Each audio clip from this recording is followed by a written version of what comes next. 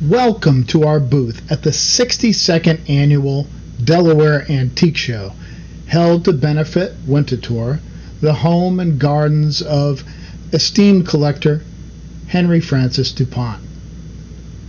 We've finished all sorts of terrific material for the show that's never been anywhere, including this beautiful banner hand-painted on silk, done in New York by an artist named Antonio Buccelli.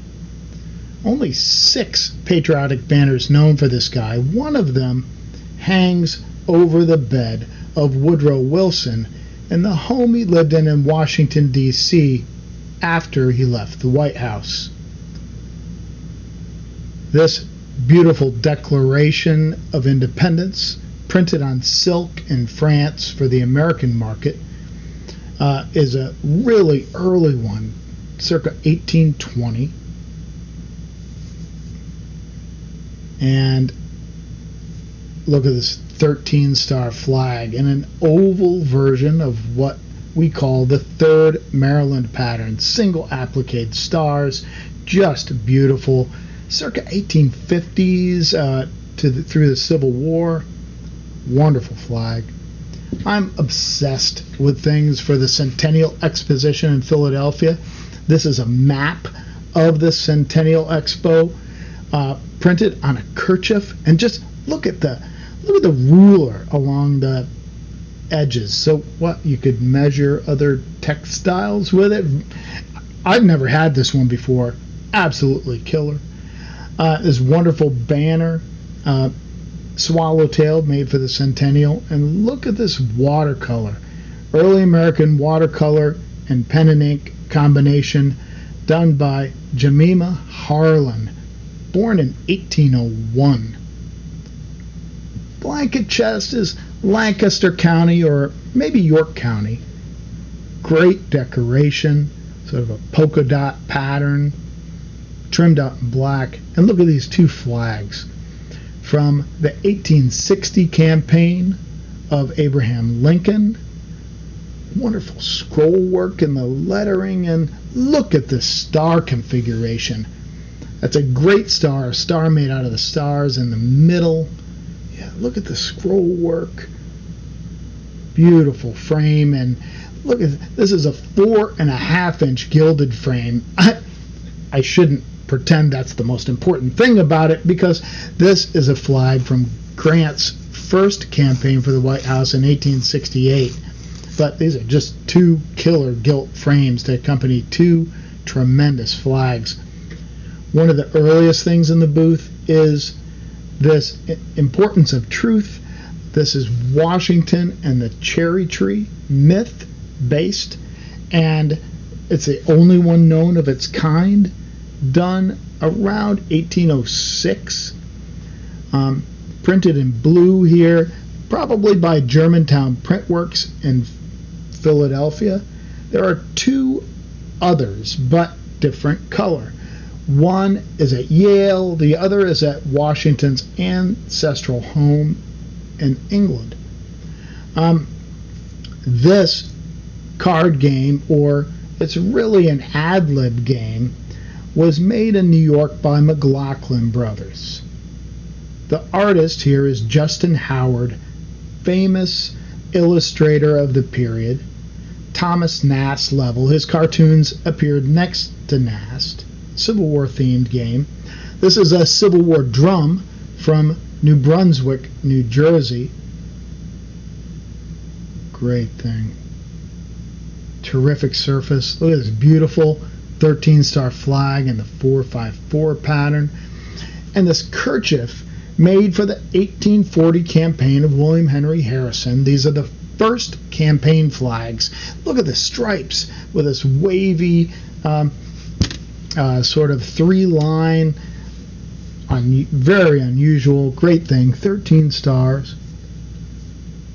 And we have 100 feet here. So that's just the tip of the iceberg. Makes for just a beautiful place to display.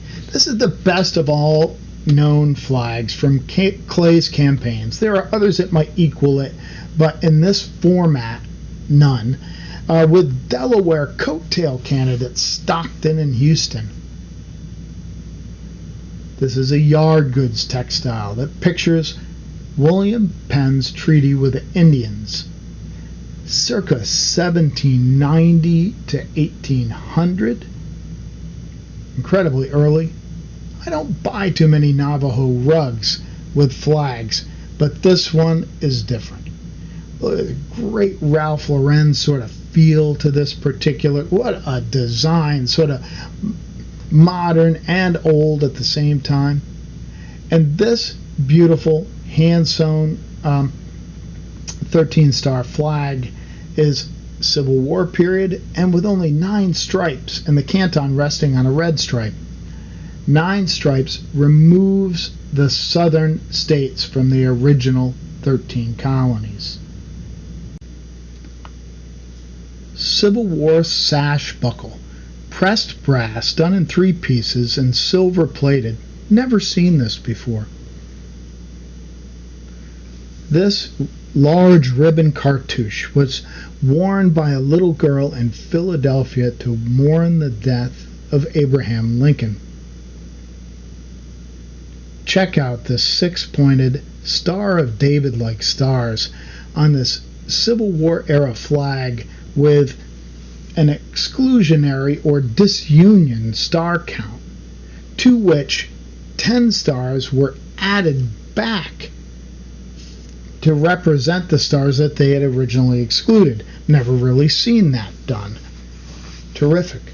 This is the Grand Union or Continental Colors. That was actually the design of our nation's flag before independence and into the first year until the Stars and Stripes was adopted. So 1775 to 1777. No period examples are known. This one dates to 1876, and even in the entirety of the 19th century, this just wasn't something that was regularly produced. There are fewer than 15 known 19th century examples.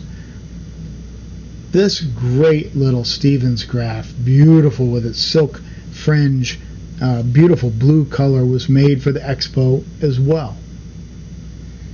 On the bottom here, we have a hooked rug that is in the form of a parcheesi board with a cat in the home space. I collect hook rugs. Absolutely love them. This is a terrific one. And look here. Made in New York City. Look at this great board. It's got pictures of Civil War generals and Lincoln. It's early war. And the pieces, the kings are almost 5 inches tall, made of bone. This all screws apart, and it was made to be taken out into the field, broken down, and there's a picture of soldiers actually playing that from the 156th New York with similar pieces. Now, this is one of the best things in the booth. This is a parade flag with an eagle in the canton, the largest of all those known. 14 stars, probably an exclusionary count, probably done in the 1840s, so that it could be as late as the Civil War period. And there aren't but, say, 20 to 25 known examples in any form with an eagle that has a 2-color canton. Look at this great little silk ribbon, wonderful grain to it, done for Prohibition, big, never seen it before. Centennial swallowtail pennant. This is a wonderful one, and that's an egg in the center, believe it or not. Egg for the birth of our nation. There are carved eggs with 1776 and 1876 on it. Otherwise, you'd think it was just a big oval, right? But it was not a common thing to make at the time, but a format that appears for the birth of America. This great Navy poster, I Want You for the Navy, has artwork done by Howard Chandler Christie. This particular design made in 1917, the year that the U.S. entered World War I. Christie's models were his two wives and then his partner. That's Nancy May Palmer Christie. Great little Civil War flag with a snowball medallion. And this 13-star flag, and what sort of looks like a 32323, but can also be interpreted as a wreath of stars with one in the center and flanked by two columns. See? Hand-sewn stars, and it's sort of a squished format, like a sandwiched format. And probably a U.S. Navy small boat ensign. Hard to say with certainty, but it's Centennial era and a great flag. This is a 48-star flag in the Whipple pattern. And here we have two little flags made for Civil War veterans and featuring the actual unit designation, which is really unusual. That's New York Yacht Club. 13-star flag, 3rd Maryland pattern, an oval again, but this one a little later, done in the 1890s. Wonderful dusty blue color. And look here. Delaware state flags. I don't know if I've ever seen another early one. This is late 19th century, on silk, hand painted and gilded. State flags are they're really, really rare because there was so little production of any kind. Delaware I've never seen. This is a 34-star flag with the stars arranged in what's known as the Great Star pattern, a star made out of stars. And look at the big stars in each corner. This is by far the latest thing in the booth, but a great thing. Made for the debate between Ronald Reagan and Walter Mondale in Kansas City, where Mondale made fun of Reagan for being old, and Reagan just shot back, "Well, I promise not to attack you for your youth and inexperience." And very famous debate. This is a great early Washington textile. It's done in Philadelphia, early.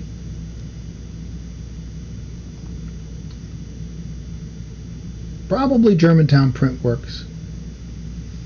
Lincoln Mourning Ribbon, a great one. And here we have a Stevens graph with Alexander Hamilton, who you hardly see on anything. And to top it all off, this beautiful Centennial flag, hand-sewn stars in a medallion, in this elongated format. Great small size. Just terrific. So thanks for joining us today at the Delaware Antique Show. Be sure to visit our website at www.jeffbridgman.com.